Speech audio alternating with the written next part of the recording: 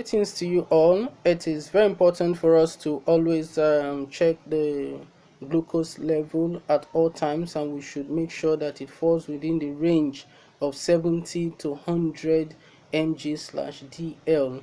Now, when it falls within this range, let's say you have a reading of about 80, at this point you can say that it is normal. But when you have a reading that is lower than 50, let's say you have a reading of 25, at this point in time the reading is extremely too low, and the glucose level is also very low at this point, and this may pose a threat to the patient. In other words, it will put the patient at the risk of going into a state of unconsciousness or into a state of coma. But when it is between 100 to 125, you can say that the patient is pre-diabetic. But once it's extremely high, let's say it gets to about 200, 180, 200, and as the case may be, at this point in time you can say that the glucose level is on the high side and the patient is diabetic.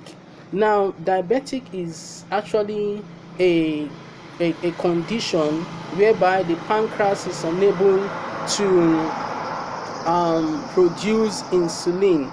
And the insulin is an hormone in the body that helps the pancreas to maintain and to regulate the glucose level.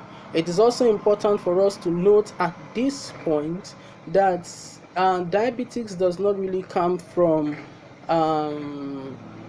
too much intake of soft drinks or beer or fruit juice, as the case may be.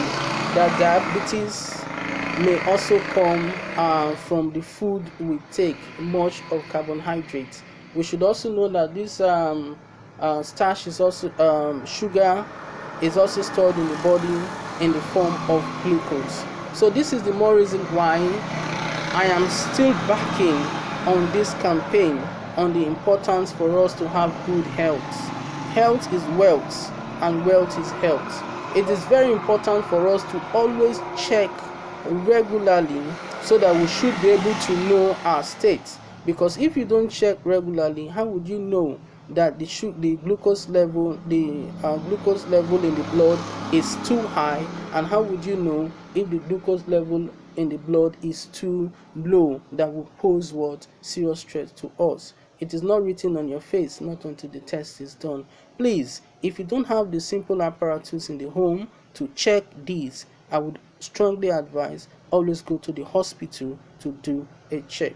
In the next class, I'll bring up a practical aspect of this so that we're able to do it practically in order for us to be aware of our health. Until then, stay blessed and stay blessed.